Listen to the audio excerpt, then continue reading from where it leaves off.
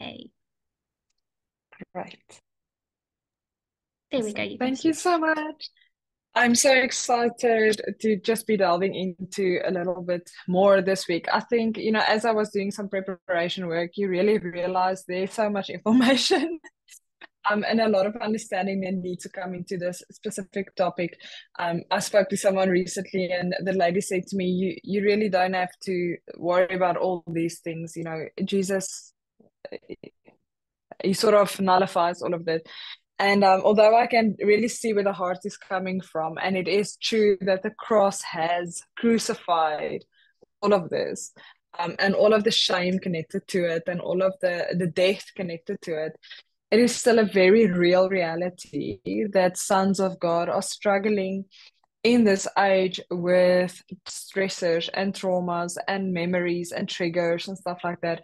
And we can be very active in ministry and do all sorts of things regarding the kingdom of God, but we still get triggered, and you can see that. And I think one of the main signs that there are unresolved traumas within the body of Christ and within the sons of God is illness, sickness that manifests in the body. And I think that is, as we said last week, there's a verse where God says, work out, or well, Paul says, work out your salvation with fear and trembling. And I really experienced that as it is our responsibility to work out our inner peace, our shalom within us with fear and trembling, meaning we have to navigate through when there is some sort of trauma still stuck or suppressed.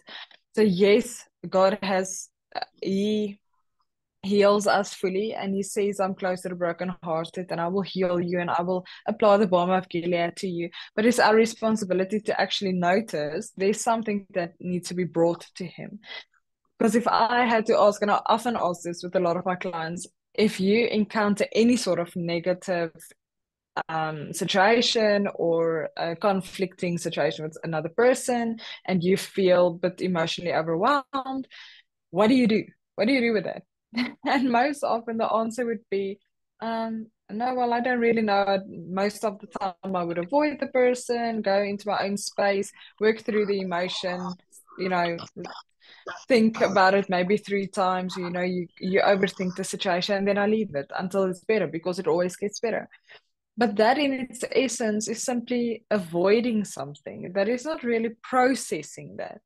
And that is where I feel there's a bit of a glitch in the mechanics of what we believe and apply our faith to, and where we refuse to pick up responsibility. And that might sound a bit harsh, but that is essentially it. If we do not take responsibility for our bodies and our temple and the realm, because we are a realm, your body is a realm, your soul is a realm, your spirit is a realm. If we do not take ownership of that and govern with responsibility and accountability, then we cannot really turn to God and say, well, you allowed cancer to run through my family line. You allowed this anxiety to run through my family line. So, yes, I may have learned how to cope with it, but we sort of start to project it just as, this is my cup, I need to drink it. This is what I've been dealt, the hand that I've been dealt. And it's really unfair. I feel personally, projecting that towards God, saying that, well, you've allowed this, so this is just a cup that I must drink of. Where I don't, there is a facet of truth to that, that there is things that God allows to happen, but He allows it to happen for a purpose. And I really, truly believe that He allows certain things in order for us to wake up, in order for us to see and take up our responsibility over the temple that we offer Him and the sacrifice that we offer Him, instead of receiving a diagnosis saying, well, this is just a cup that I must bear, and maybe turning our heads towards, okay, what record needs to be rewritten in the earth, in my family line, in my bloodline. So yes, there is this overflow of maybe an iniquity cup that has suddenly manifested as cancer or some sort of illness. But I truly believe the reason why God allows things like that is because there is a broken record in your bloodline, in your family line, and in the record that you hold in the earth, because sickness it's not in him. Because sickness isn't in heaven and brokenness isn't in the heavens. So if it's not in the heavens, it shouldn't be on the earth.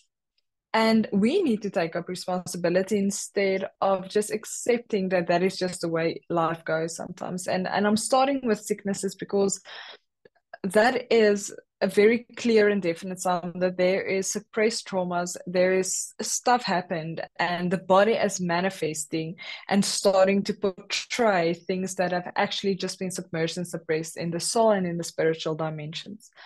Along with that, I also have a very deep convincing in my heart that we are in a very peculiar age of Christianity, of human race, where a lot of things are happening and people see that, and everyone would say, wow, we're in a very urgent hour. You can see things changing, the financial systems are changing, the schooling systems are changing, and a lot of what has started to happen and even collapse in some senses came through COVID, a pandemic. But that has actually opened up the gates for God to start challenging the systems in the earth because they are not sustainable and the kingdom of heaven is. So if he is challenging the existing systems that do not offer life in its fullness, it offers, some sort of well-being or whatever you may call it, but it doesn't offer life in its fullness, then if he is challenging that and even using things like COVID to challenge that, then we need to be excited for what is to come. So I'm fully convinced that we are in an age of transfiguration. There's been a lot of focus over the last couple of generations, really, where there was a focus of or let's say last couple of decades, maybe not generations, but decades, where there was a focus on the spirit, how we are spirit beings, how the soul works. There's a greater understanding about our spirit soul connection. But the body has always been sort of pushed to the side. And there's been a lot of life, when Yeshua was crucified and his spirit came into the disciples and they got tongues of fire, and from there the spirit was embedded in the body of the human, or of mankind, and in the soul dimension. That was salvation to the spirit. His death was the salvation to the spirit. And through a lot of journeying with him, salvation comes to the soul, where the way we think and what we believe in life, we believe in light, and that is salvation to the soul. So the spirit has been redeemed through his crucifixion. The soul is redeemed through the working of the Holy Spirit inside of you. But there's a bit of a gap in translation when it comes to the body, and we have settled with just, accepting stuff like stressors, like anxiety, like depression, like psychic disorders, stuff like being bipolar or schizophrenia. There's a bit of a fear connected to that people say, wow, that's quite a challenge to walk through. But if we really understand that all of that is rooted in traumas and unresolved stressors, traumas, hurts, brokenness, then that can all be healed. And I think that is where God is shining this light on the body, our physical bodies, our temples, to be transfigured, to have the same and to portray the same salvation that the spirit has, that the soul has, and that our bodies are also supposed to be free from all signs of death and decay. So we should live in extreme health. And, I'm also working out my body's salvation. This has been a journey for me just as much, to really keep my body in a place where I'm constantly going from glory to glory to glory. Because isn't that what Paul says, is that we will go from glory to glory everlasting. We will keep on moving forward. So that is the aim, that the spirit, the soul, and the body would all be going from glory to glory. And I believe that there is a transfiguration that is busy happening, where we will be a company of burning ones, where we are form or being shaped into a company where the light of Yeshua will be so manifested in us and through us that even in our physical bodies, there will be no sign of death. Because Yeshua, with the crucifixion and what he did, the word says that he made a public spectacle of the enemy, and he has taken from the enemy all sorts of power, everything that he had, every sign of power that he had, Yeshua has taken. And he said, death is the final enemy. So yes, does it happen through different mechanics and spiritual principalities or entities? That is not the topic of this conversation. So yes, can it be used through that or applied through that? But the final enemy that needs to be removed from the earth and from us is the signs of death, because we need to walk in the fullness of the light of God. So I want to say that just sort of as a motivation, that when we go through all of this, and I'm going to give a lot of clinical terms, which sounds contradictory, because I'm going to go into clinical terms and the way it's understood in the field of mental health and the body, but I'm also bringing in the spiritual connection to it, because we have the clinical terms and it's proven to be right, just the root of it they do not always understand. But if we understand the root of it and we combine the two, that brings us healing. So I am going to give a lot of practical stuff. My aim and my hope is, I just said to Madeleine, there's so much information that it's very difficult to try and bring everything across in an hour session. But there are other opportunities and workshops and stuff that we can, that is available to go into a lot of the detail, a lot of the practicalities to heal it. But I do want to give an understanding of how we function, and how the body keeps the score of everything that happens to us, how it is scientifically proven that it does keep a record, and then basically how the body is a code, and if you can break that code and sort of understand the algorithm of how it works, it is very possible to heal the body from all sorts of diseases and prevent that from happening again. Because ultimately, suppressed trauma, suppressed stressors, the inability to handle stressors, which pushes your stress levels higher, eventually it flows over into a physical manifestation in the body of sickness and decay, basically. So firstly, I just want to give a bit of an understanding about our nervous systems. I think most people hear about the nervous system. So I just want to, for those who don't fully understand the whole picture of it, I just want to give some clarity on it. So we have several sort of nervous systems in our body. Now, a nervous system is basically an electrical system in your body. So it communicates through electrical messengers and transmitters. So with your nervous system, your hormones are a part of that, your dopamine, your serotonin, your cortisol, which is your stress hormone, stuff like that. Everything works together in this electrical system, and it keeps sending messages to and fro. So inside of our nervous system, there's some facets, different facets. We have got our parasympathetic nervous system, and the parasympathetic nervous system needs to be activated. So when I speak of activating the nervous system, it is like a button that can be pressed. So the parasympathetic works to slow down certain responses and bring homeostasis to the body. Homeostasis is shalom, basically. That's a clinical term for what we understand as shalom. It is rest. It is a calmness in the body. So that homeostasis allows it to rest, to relax, and to repair itself. Your body can only repair itself if it is in rest.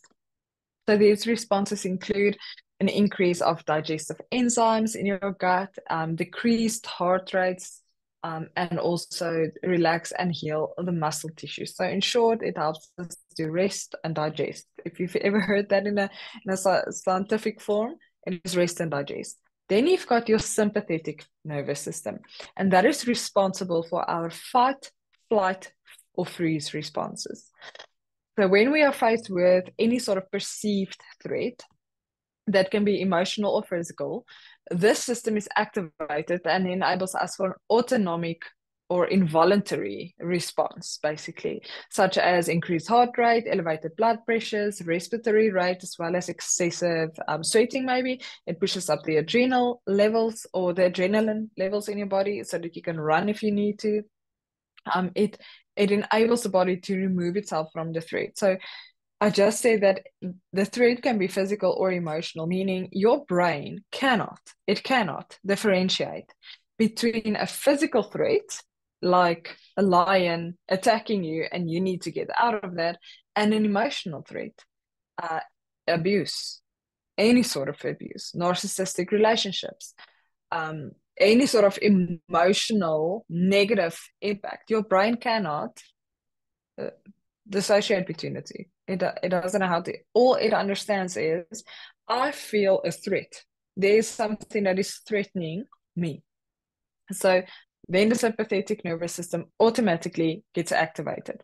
So the problem is, if we are in a constant state of chronic stress, meaning your cup has been running over with stressors, and that can be stressors like there's too much workload on you, there may be stressors at home with your family, with your children, in your marriage, any sort of stressor that raises your cortisol, your stress hormone, meaning you feel you need to solve this problem constantly, or you need to be on alert, or it's not really putting you in a place of rest.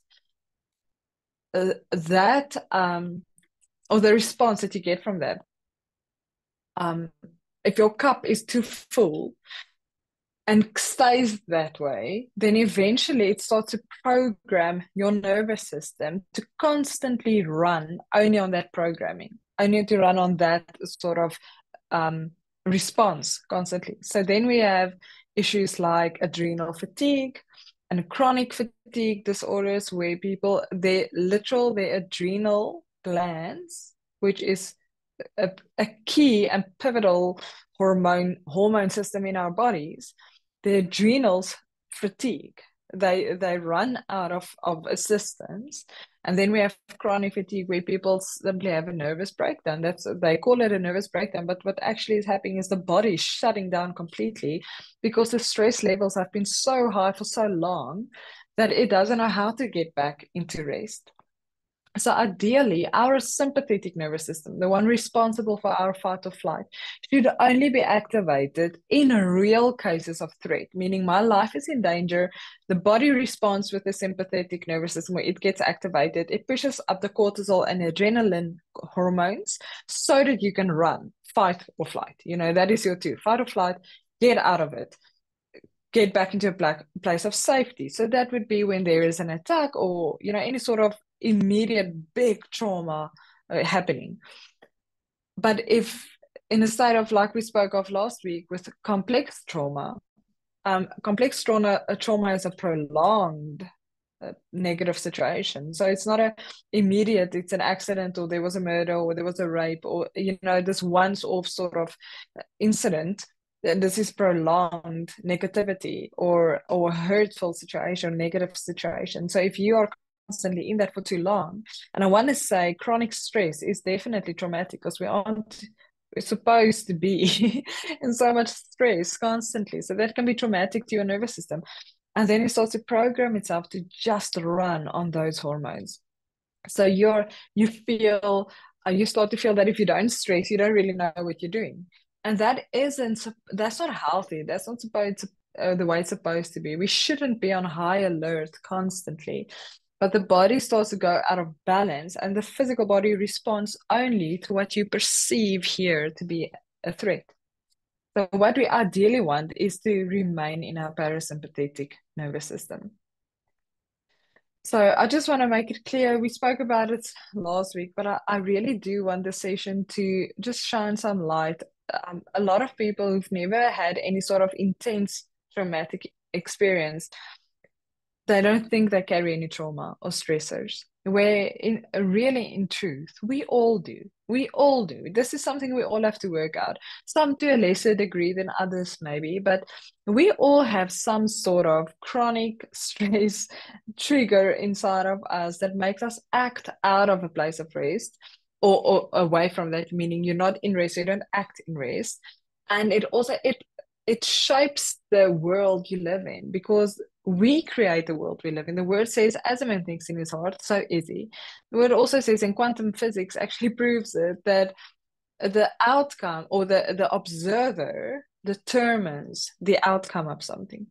So if there is a lot of triggering responses inside of us and we don't really notice it, we start to lean into the triggering responses more than we lean into Holy Spirit because the triggering responses that information is more familiar to us and it also comes easier to us. We have to lean into Holy Spirit to hear what wisdom says to us and how to function through or navigate through a certain situation. But our programming that we have sort of adapted to since maybe childhood, that comes easy because it's a natural response. It's an unthought of response. You just act on it. And we think it's part of our personality, but some things we really need to lay down, and that is to clearing up the debris, like Michelle has labeled this talk, to clear up the debris that we carry with us because it's not necessary. And oftentimes it can keep us out of that intimacy with Yeshua because the information coming from our traumas are sometimes louder than the information coming from his heart. So the effects of trauma survivors have symptoms more than memories. So it's not necessary that you might have a memory of something traumatic that has happened, but there might definitely be, or there will be symptoms. And we cannot think ourselves out of trauma. You cannot think it away. If it has happened, it has happened. It is something that you have lived through. And you need to rather process it rather than think we're going to, just push it to the side and avoid it and it will go away. And it is interesting to know that 80% of our nerve fibers send messages from the body to the brain. Only 20% of our fibers, meaning the electrodes that send the information, only 20% come from the brain to the body. 80% comes from the body to the brain. So any record that is kept in the body or held in the body will send information to the brain, and that shapes the world that you live in. That filters how we see the world around us. It can filter the world or filter us or create a filter, let me say it like that, for us to see the world as hostile because there's a record in the body that says people aren't safe. I was hurt before. This has happened. That has happened. I can't trust people. I can't be in the dark alone. I can't drive alone. Stuff like that. That is kept in the body. So your brain might say, after that accident, I'm okay. Nothing really serious might have happened. So I'm okay. I can cope with it. And the moment you get behind the steering wheel and you sort of flinch for every sudden movement from anything in your environment on the road or other people drive, that flinching, although your mind says, I'm not scared, I'm not in fear to drive, the body responds differently. And eventually, the fiber sending the messages to your brain saying, I still remember the shock of that accident. I still remember the impact of that accident. And that says to the body, I don't want to drive. Eventually, you're going to stop driving.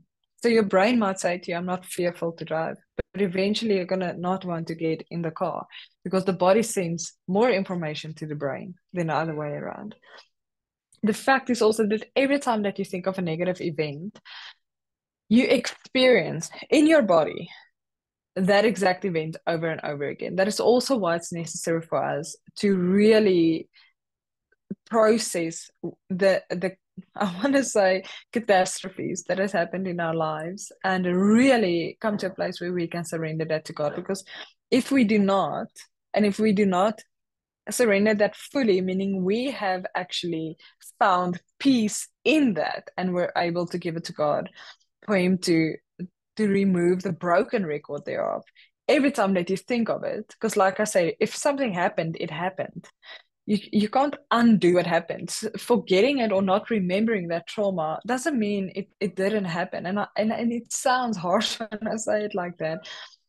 But I think there's an urgency that we need to understand that what we interface with and what we experience in a very broken world has a very deep impact on us, and it does affect us.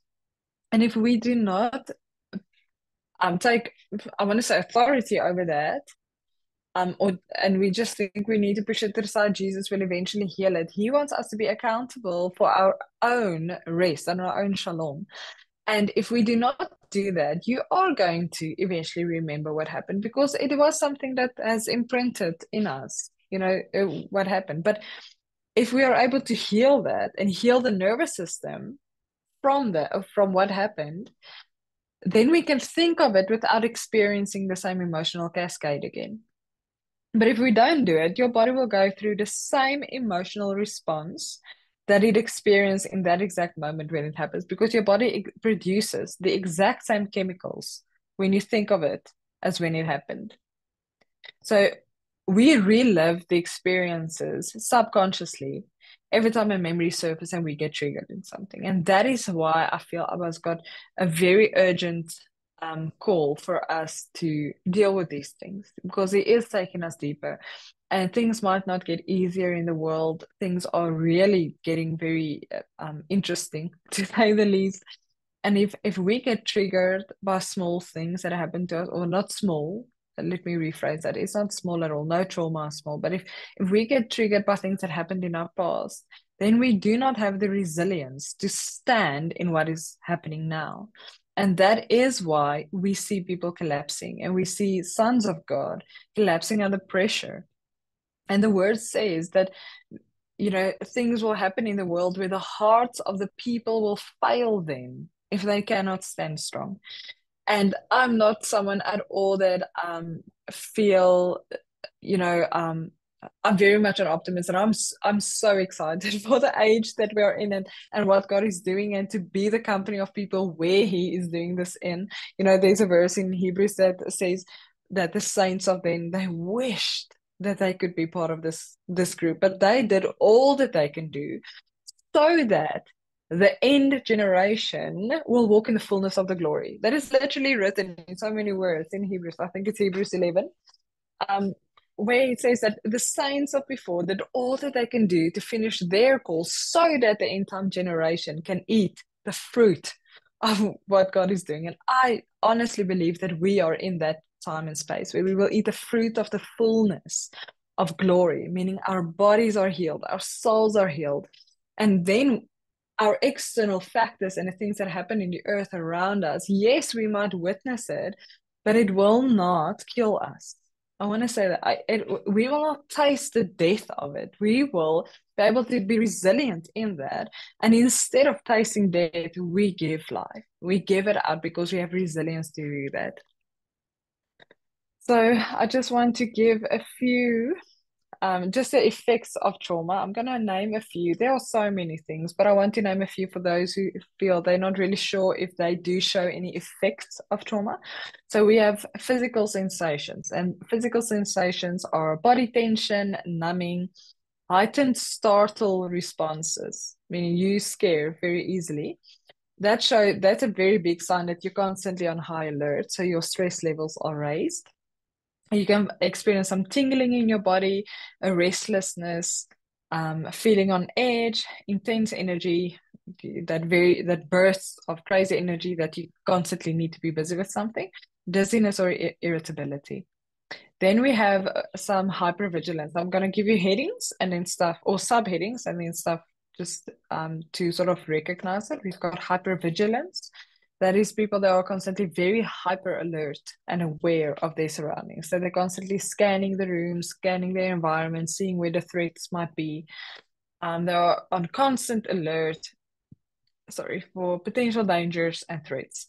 Then the next sort of heading, if you want to say, we've got dissociation. That is something that we spoke of last week, where there is a fragmentation in the soul dimension, where the soul itself dissociates from what happened.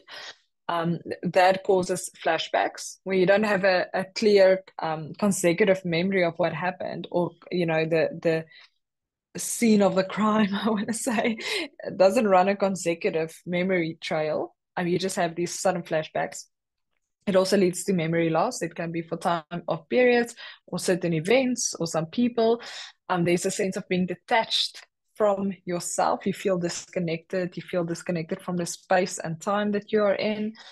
And the world seems to feel unreal to you. Some memories can also become with a dissociation.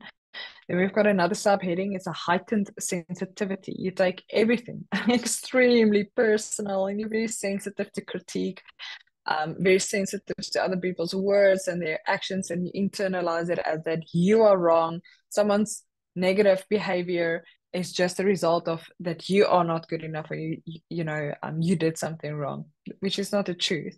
But trauma can cause you to believe that other people's negative actions is a result of who you are, instead of it just being a result of who they are. So you internalize everything. You've got a heightened sensitivity can also mean you've got an intense reaction to sadness or wounding. So it's very severe when someone has hurt you, even in the slightest. The emotion and that sense of sadness is very deep, and this often leads to emotional overwhelm. Another sort of subheading for the effects of trauma is sleep problems. So it's insomnia, difficulty falling asleep, staying asleep, difficulty waking up, not wanting to get up, a restless sleep, and also some nightmares. Then we've got excessive worry, which is constant overthinking. And a lot of people, specifically women, tend to do that. I would often joke and say I used to, well, no, not used to, sometimes my overthinking overthinks. I'm very much in that category where I will overthink a thing until I've created a complete new reality. And I really need to draw that in, because again, you create your reality by your thoughts. Because it is an electric magnetic field, and your thoughts create the world that you live in. So if you constantly think only on the negative, you're going to experience only the negative. The excessive worry can also include intrusive and ruminating thoughts. It constantly comes up, cognitive distortions, indecisiveness, and a decreased concentration.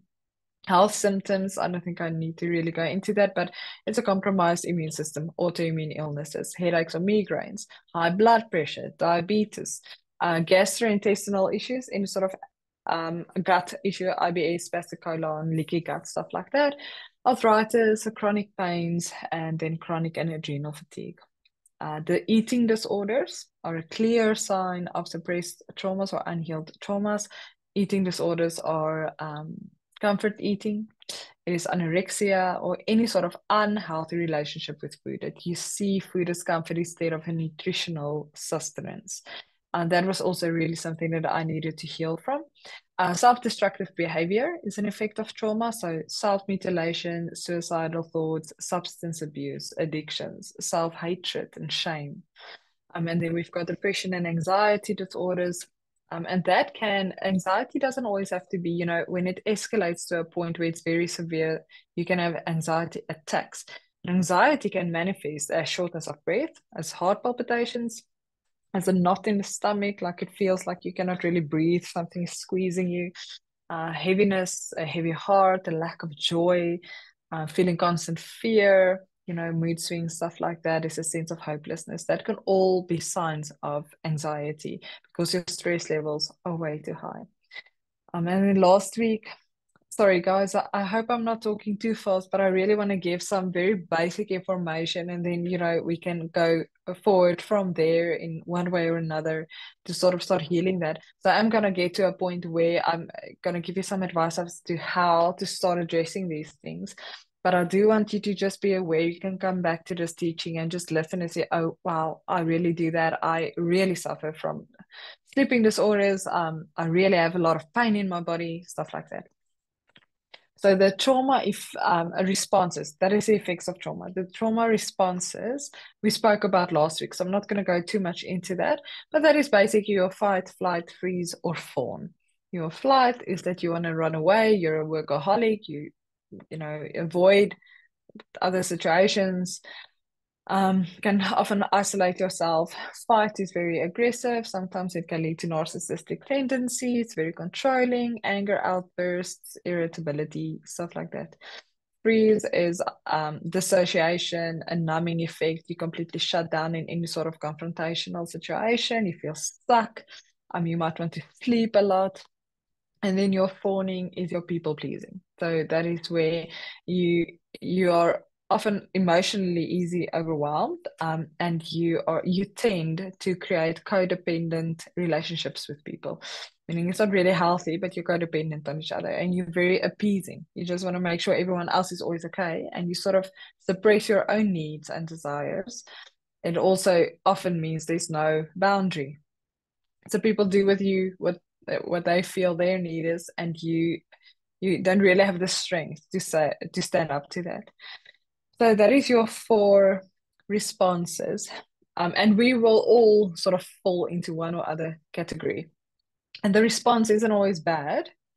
Again, it's supposed to be a response, but it can become a programming. So again, in complex trauma, where you're in a prolonged state of this unhealthy situation, and that can lead to that trauma response becoming a program. So it's not a response anymore, it's just a natural way you act. I see there are some comments, so I'll read it as soon as I've gone through this. If there are any questions, you guys are welcome to put it in there. Maybe I can mention that if you have a question that pops up, you put it in there. We have to finish by 2, so I do really want to finish just with all the information, and then we can go into some questions. What I really want to do is just also to explain to you how our body, because I said the body is a code. The body is sort of your blueprint of all sorts of stuff. So it also carries the blueprint, divine image in Yeshua, but it does also carry all the information of what happens to us in the earth. So just a quick note, researchers have found evidence that our tissue store more memory, and it is a result, or as a result of our crystalline makeup. So our tissue has water in, and water carries memory, because water can be coded, it can be recorded with stuff. And there's water, we are mostly water, and there's a crystalline makeup inside of us. And that crystals, the little water crystals, can absorb the information coming into us. So if we receive a lot of negative information, traumas, stressors, emotional overwhelm, abuse, all sorts of stuff, then that water starts getting coded with that. And that eventually manifests in pain and illness. So I want to give you guys some information about energy centers. Now that sounds a bit strange and new agey, because they will speak of the chakras. This is definitely not the chakras at all, but it is true that our bodies have different energy centers inside of us, and certain emotions will get stored or trapped in that specific emotional center. So I'm going to start with the head. This means if you constantly struggle with headaches and migraines and any sort of tension in the head space, the trapped or stored up emotion that causes a pain or a discomfort in the head is stress, overthinking, and distrust. And I really want you guys to just take note of all of this and go and sit and see, where do I often experience tension in my body? And when I experience certain type of tensions, can it be when certain things happen? For instance, if you had a negative confrontation with your spouse, all of a sudden there is you have a headache, which is now a very simple sort of scenario, because I think that does often happen.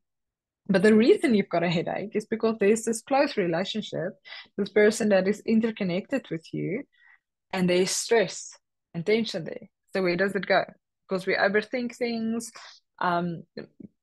All sorts of stuff go through our head now. There's a major load of stress that just came down, and the energy center where that will be stored will be in the head. Then we've got our neck area. The neck is the energy center for worry. If you constantly, that's why you will see people rubbing their necks when they feel that, very worried about something or need to problem solve. Unforgiveness sits in the neck, and stubbornness. There's a reason why they say someone is stiff-necked. They are stubborn.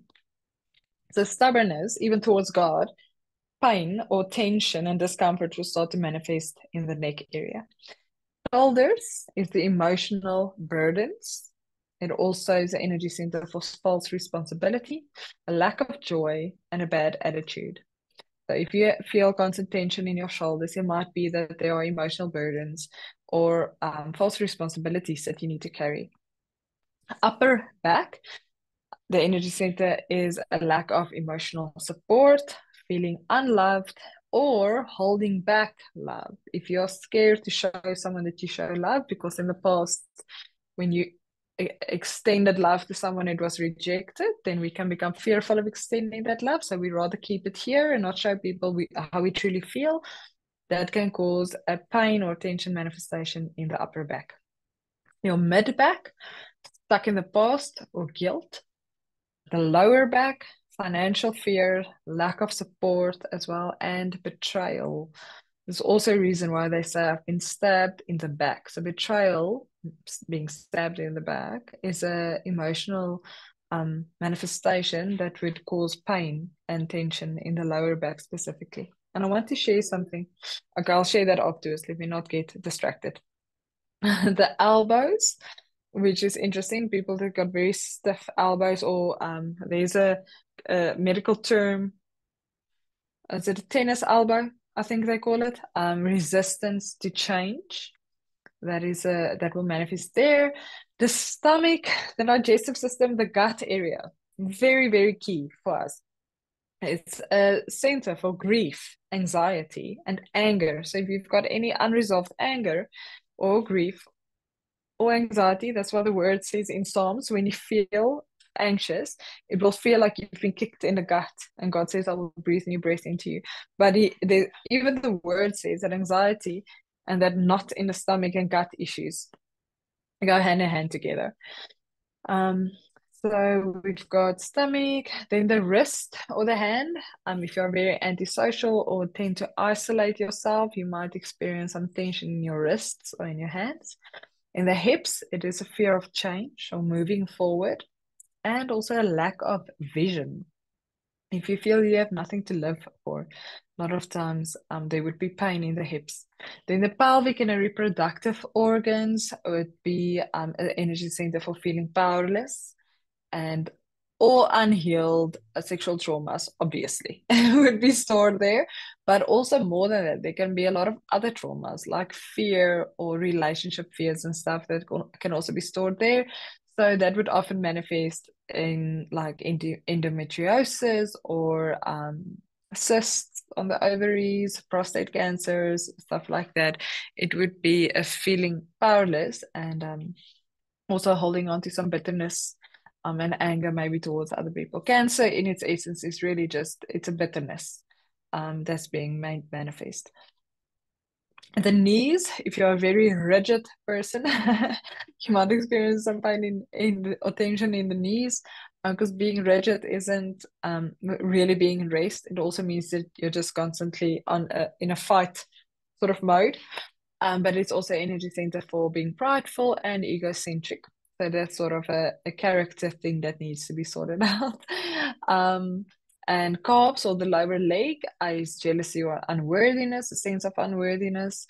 Ankles is guilt, a lack of pleasure if you can't really experience any sorts of pleasure.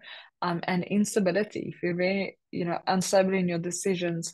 It's interesting. I can actually vouch for that.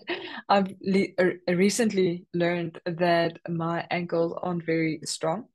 And there was a time in my life where I was very unstable. Like I would jump from this to that. I would be, sort of intrigued by one thing and then not be completely sure anything else, really not really pushing through with what I start. A lot of instability in that.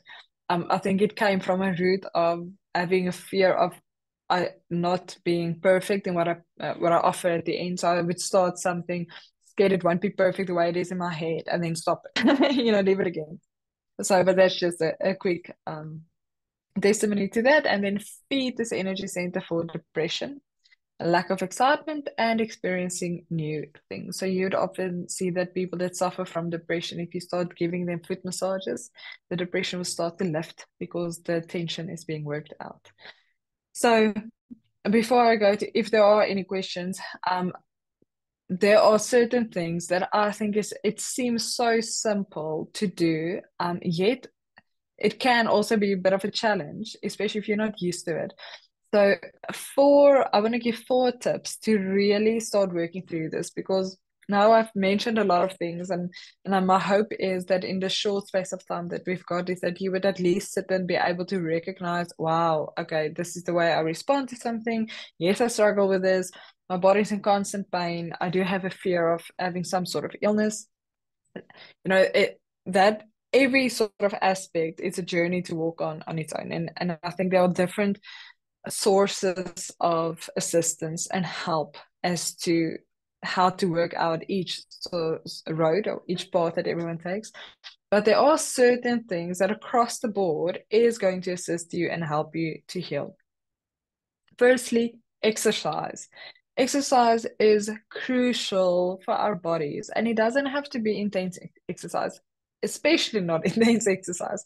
So yes, although any sort of exercise does increase the dopamine levels in your body, so that's your feel-good hormone, so it does make you feel better. But the exercises I'm talking about would be somatic exercises. And that is basically, so a breathing technique where you really breathe in deeply, exhale your breath until your lungs are completely empty, and you do that for quite an extensive time, meaning anything from 5 to 15 minutes. You just sit there and just focus on your breathing, and while doing that breathing, you do stretch exercises. So there's quite a lot of resources now. I think some of them are really just very simplistic, but it's a start to really just get into it. It is always great if there's in your area a somatic coach maybe to go to. They can really assist you and just teach you some techniques. But basically the exercises I'm talking about would be hip flexors. A lot of your typical stretch moves, where you would I want to say your entry level Pilates. I know some people think Pilates is also not so kosher. I want to say it's not about that at this moment. But there are some physical techniques that are present in Pilates exercises that really is so efficient for the body to start to release the tensions. What happens when you do stretch exercises, especially exercises where you open up the hips? You can, it's very simple. If you go on Pinterest or Google and you just type in hip flexor stretches, they would give you a bunch of it. And basically that, what it does is it does open up the hip flexors. And I've experienced a lot of healing and a lot of change physically in my body, where I've lost weight in spaces where I could not lose weight. Like no matter what I did, I could not lose weight in that area. And what specifically around my hips on the sides. And then I started to practice what I preach, and I started doing the exercises and the tension. The first 3 or 4 days where I did it, nothing really happened. But by the 5th day, I think, I sat on the floor doing these simple stretch exercises. It's really stretching your arms out to the side, breathing. It's really simple. And I could feel this emotion starting to well up from the gut, so like from the core of my stomach. This emotion started to bubble up. Nothing negative happened in that space. There was no reason for me to suddenly feel emotional. And sorry, excuse me. And all of a sudden, I wanted to cry. I sat there, and my whole body started to respond to the emotion coming up. And I sat there on the floor, and I had a cry for a minute or two. I let it all out, because crying actually changes the internal record that we keep. Because if God says, I will catch every tear that you have cried, and I will turn it into healing waters and pour it back into you, and then he means that. And they can scientifically prove that when we cry, for whatever reason you are crying, the memory of that can be or is recorded in the tear, and they can actually pick it up with frequency, with testing. They can see when you cried for anger, when it was a joyful tear, when it was a sad tear. They can actually see in the molecular structure of the tears what emotion was present when that tear was shed. And when I learned that, God said to me, that is why we need to cry. If something happened, it is necessary for us to emotionally release that, because one, the record of that brokenness is being cast out, and he says, I take your tears and I will turn it into healing waters. And then he's able to pour joy back into us. He says, I will take your sorrow and replace it with joy.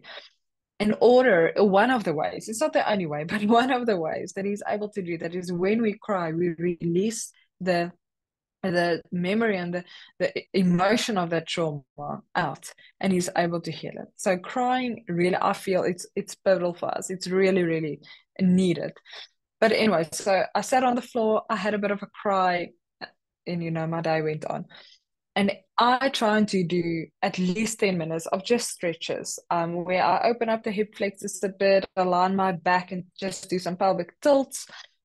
Really not intensive or strenuous exercise at all, but almost every single day, I would feel, because I work with a lot of people that carry trauma, so I'm very my environment is constantly with hurt.